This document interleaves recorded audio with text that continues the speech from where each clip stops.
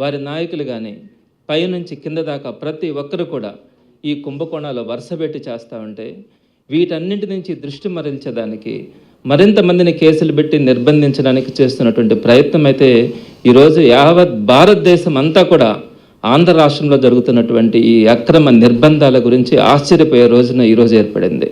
మీరు గమనించుంటారు, సాక్షి పత్రికలో కూడా గత కొన్ని రోజులుగా జరుగుతున్నటువంటి ఏదైతే ఈ స్కామ్స్ కుంభకోణాలు జరుగుతూ ఉన్నాయో వాటన్నింటి గురించి సాక్షిలో రావడం కూడా జరిగింది. అనేక పత్రికలు అనేక ఛానల్స్లో కూడా వరుసపెట్టి వస్తూనే ఉన్నాయి. అదేవిధంగా కూటమి ప్రభుత్వంకి సంబంధించి కూడా కొన్ని ఛానల్స్ ఉన్నాయి. కావాలంటే వారు ఆ పత్రికల్లో కానీ ఆ మీడియాలో కానీ వారు ఖండన చేసుకోవచ్చు. అయితే ఈ రోజున ఏం గమనించాం, నిన్నటి రోజున కూడా పత్రికా సమావేశం ఏర్పాటు చేసి జరుగుతున్నటువంటి కుంభకోణాలన్నింటినీ కూడా వరుసపెట్టి వైఎస్ఆర్సీపీ నాయకులు చెప్తా ఉంటే వాటన్నింటినీ కూడా ప్రజల దృష్టికి తీసుకెళ్తా ఉన్నారన్న ఆలోచనతో ఈరోజు ఉదయం నుంచి సాక్షి పత్రికకు సంబంధించినటువంటి ఎడిటర్ ధనంజయ్ గారిని వారింటిలో నిర్బంధించి వారింటిలో సెర్చ్ చేసి ఎక్కడ కూడా మనం చూసుండం. ఒక లీడింగ్ పత్రిక ఒక లీడింగ్ మీడియా సంబంధించి అతన్ని నిర్బంధించి వాళ్ళ ఇంట్లో సెర్చ్ చేసి ప్రతి అణువణువున గాలించి చేయడం అన్నది ఈరోజు మనం గమనిస్తూ ఉంటే ఎక్కడికి వెళ్తా ఉన్నాం. ఒక పత్రికలు కానీ ఒక మీడియాలో కానీ ఏదైనా ఒక కథనాలు వస్తే ఆ కథనాలకు సంబంధించి ప్రభుత్వం నుంచి వాటిని ఖండించవచ్చు. ఇదే సంప్రదాయం గతంలో కూడా చాలా సందర్భాల్లో జరిగింది. ఇంతకుముందు కొన్ని పత్రికల్లో వైఎస్ఆర్సీపీ ప్రభుత్వం ఉన్నప్పుడు దాని మీద వైఎస్ఆర్సీపీ మీద అనేకమైనటువంటి కథనాలు అబద్ధపు మాటలు కూడా ప్రచురించడం కూడా జరిగింది. ఎక్కడ కూడా వారెవ్వరిని కూడా నిర్బంధించడం కానీ వారి మీద కేసులు పెట్టడం కానీ హౌస్ అరెస్టులు చేయడం కానీ ఎక్కడ కూడా జరగల.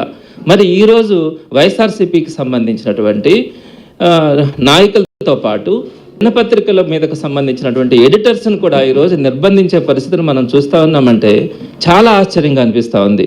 ఈరోజు మార్నింగ్ సాక్షి ఎడిటర్ ధనంజయ రెడ్డి గారిని గృహ నిర్బంధం చేయడం కానీ అక్కడ సెర్చ్ ఆపరేషన్ చేయడం కానీ వాళ్ళ ఇంట్లో ఉన్నటువంటి ప్రతి వస్తువుని కూడా తనిఖీలు చేయడం కానీ ఈరోజు మనం అంతా కూడా చూస్తూ ఉంటే ఒక్కసారి మనకు గుర్తొస్తూ ఉంది. 1975 జూన్ 25వ తేదీన అందరికీ కూడా ఈ సంవత్సరం కానీ ఈ తేదీ కానీ చెప్తే ఉలిక్కి పడతారు. ఏంటంటే ఆ రోజు జరిగింది ఎమర్జెన్సీ. ఇందిరాగాంధీ గారు ఆ రోజు ఎమర్జెన్సీ విధిస్తే 50 సంవత్సరాలు 1975 నుంచి 2025వ సంవత్సరం 50 సంవత్సరాలు పూర్తయినా కూడా ఈ రోజుకి కూడా ఆ ఎమర్జెన్సీ రోజులనే మర్చిపోలేం.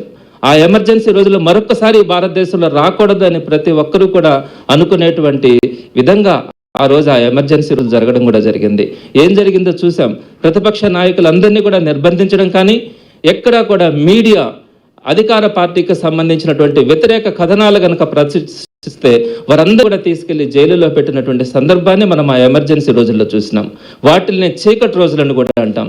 ఈ రోజు కూడా 1975 జూన్ 25వ తారీఖున ఆ తర్వాత ప్రతి సంవత్సరం కూడా జూన్ 25వ తారీఖున వస్తే ఆ బ్లాక్ డేని గుర్తించుకుంటూ కూడా చాలా మంది స్వాతంత్రం కోసం పోరాడిన వాళ్ళని ఏ విధంగా అయితే స్మరించుకుంటామో ఈ జూన్ 20వ తారీఖున కూడా మనం ప్రతి ఒక్కరు కూడా గుర్తించుకునే రోజుల్ని మనం గమనిస్తూనే ఉన్నాం. అలాంటి రోజులనే ఈరోజు ఆంధ్ర రాష్ట్రంలో చూస్తూ ఉన్నాం. ఎక్కడా కూడా ప్రభుత్వం గురించి ఎవరు మాట్లాడినా వాళ్ళ మీద కేసులు పెట్టడం, ఆ కేసులు కూడా ఏ విధమైనటువంటి లింకులు కూడా ఉండవు. ఎవరో ఎక్కడో కేసు ఉంటుంది, ఆ కేసులో ఎవరి దగ్గర కన్ఫెషన్ స్టేట్మెంట్స్ తీసుకుంటారు. ఆ కన్ఫెషన్ స్టేట్మెంట్లో వాళ్ళకి ఇష్టం వచ్చినటువంటి నాయకులను వాళ్ళకి ఇష్టం వచ్చినటువంటి అధికారుల పేర్లు రాస్తారు. వారిని తీసుకెళ్లి అరెస్ట్ చేసి వారందరినీ కూడా నిర్బంధించి కొన్ని నెలల పాటు వారందరినీ కూడా కారాగారాల్లో పెడతా ఉన్నారు. ఇటువంటి చీకటి రోజులను మనం ఎప్పుడు కూడా ఆంధ్ర రాష్ట్రం, నెల్లూరు జిల్లా కాదు, ఆంధ్ర రాష్ట్రంలో కాదు, భారతదేశంలో ఎమర్జెన్సీ తర్వాత ఇప్పటిదాకా కూడా ఎక్కడ కూడా మనం గమనించలేదు. అటువంటి రోజులను మనం ఈరోజు ఆంధ్ర రాష్ట్రంలో చూస్తూ ఉన్నామంటే ఒక్కసారి ఆంధ్ర రాష్ట్ర ప్రజలందరూ కూడా సిగ్గుతో బాధపడే రోజు కూడా ఈరోజు మనకు కనపడతా ఉందని చెప్పి తెలియజేస్తా ఉన్నాను. ఈరోజు అందరం కూడా ఈ పెహల్గామ్ దుర్ఘటనని భారతదేశంలో ఉన్నటువంటి ప్రతి ఒక్కరే కాదు, ప్రపంచంలో ఉన్నటువంటి ప్రతి భారతీయుడు కూడా ఈ పెహల్గామ్ దుర్ఘటన జరిగినటువంటి తీరును చూసి అందరూ కూడా బాధపడ్డారు. ఏంటి ఈ దుర్మార్గం, ఏంటి ఈ పరిస్థితులు, ఈ విధంగా కాల్చి చంపడం ఏంటి అని నేను బాధపడతా ఉన్నప్పుడు భారతదేశ ప్రభుత్వం ఒక ప్రతిష్టాత్మకంగా ఆపరేషన్ సింధూర్ని తీసుకొని వచ్చి ఎక్కడైతే ఈ దాడులు చేస్తూ ఉన్నారో ఈ విధంగా ఉన్నటువంటి ఈ గ్రూపులన్నిటినీ కూడా వారందరినీ కూడా ఏరివేయాలా అన్న ఆలోచనతో ఈరోజు ఆపరేషన్ సింధూర్ని తీసుకొని వచ్చి భారతదేశం గర్వపడేలా, ప్రపంచంలో భారతదేశం యొక్క కీర్తి రెపరెపలాడేలా ఈరోజు ఆపరేషన్ సింధూర్ని ప్రతి భారతీయుడు గర్వపడే విధంగా ఈరోజు ఆ కార్యక్రమం జరుగుతూ ఉన్నప్పుడు ప్రతి రాష్ట్రంలో ఉన్నటువంటి అక్కడ ఉన్నటువంటి అడ్మినిస్ట్రేటివ్ పవర్స్ కానీ, అదేవిధంగా అక్కడ ఉన్నటువంటి పోలీసు కానీ, డిపార్ట్మెంట్స్ అన్నింటినీ కూడా మన సెంట్రల్ గవర్నమెంట్కి కానీ, మన సైనికులకు కానీ వారందరికీ కూడా అండగా నిలబడి ఎక్కడైతే ఈ ఆపరేషన్ సింధూర్ జరుగుతుందో దానికి సంబంధించినటువంటి రిఫ్లెక్షన్స్ ఎక్కడా కూడా ఇబ్బందులు కలగకుండా అందరూ కూడా అలర్ట్గా ఉండాల్సినటువంటి సందర్భం ఈ పరిస్థితుల్లో, ఆ ఆపరేషన్ సింధూర్కి అండగా నిలబడాల్సినటువంటి పరిస్థితుల్లో ఈ రోజును కూడా మనము ఈ బ్లాక్ డేస్ని సుమారుగా నాకు తెలిసి విషయం నెల రోజులు కావస్తా ఉంది ఆయన అరెస్ట్ చేసి.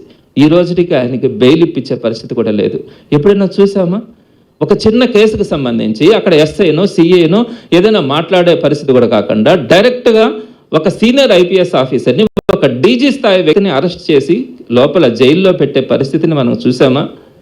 ఈ విధంగా మీరు ఎవరి మీద కావాలనుకుంటే వాళ్ళ మీద కేసులు పెట్టి వారందరినీ కూడా లోపలికి పెట్టే పరిస్థితి తీసుకొని వస్తే రాబోయే రోజుల్లో ఇదే సంస్కృతి కొనసాగితే రేపటి రోజున వైఎస్ఆర్సీపీ అధికారంలోకి వచ్చిన తర్వాత ఈ ఐఏఎస్లు ఐపీఎస్లు వీళ్ళందరి పరిస్థితి ఏమవుతుంది అని ఒకసారి ఆలోచించుకోవాలా. ఈ అరెస్ట్ చేసే ఈ ఐఏఎస్ ఐపీఎస్లు కూడా ఈరోజు ఐఏఎస్ ఐపీఎస్లను అరెస్ట్ చేస్తా ఉన్న తీరును చూస్తుంటే మీ పరిస్థితి ఏంటి? రేపొద్దున మీకు రాదా ఈ పరిస్థితి? మీరు ఎందుకు ప్రభుత్వానికి తొత్తుల్లాగా ప్రవర్తిస్తూ ఉన్నారు? ప్రభుత్వం చెప్పినట్టుగా మీరు అక్రమ కేసులు ఏ విధంగా పెట్టగలుగుతా ఉన్నారు? కేవలం కన్ఫెషన్ స్టేట్మెంట్స్ని బేస్ చేసుకొని మీ తోటి ఐఏఎస్, మీ సీనియర్ అయినటువంటి ఐఏఎస్ ఐపీఎస్ ఆఫీసర్ల మీద కేసులు పెట్టే పరిస్థితి మీరు చేస్తూ ఉన్నారంటే మీకు బాధ కలిగించట్లేదా అని నేను ఈరోజు ఆ అధికారులను కూడా ప్రశ్నిస్తా ఉన్నాను. ఆ తర్వాత చూస్తే లిక్కర్ కేసు గురించి కూడా నేను ఇటీవలే మాట్లాడాను. ఎంత ట్రాన్స్పరెంట్గా గవర్నమెంట్ సిస్టమ్ ఉందంటే టైం కరెక్ట్గా 8:55 కల్లా క్లోజ్ చేసినారు.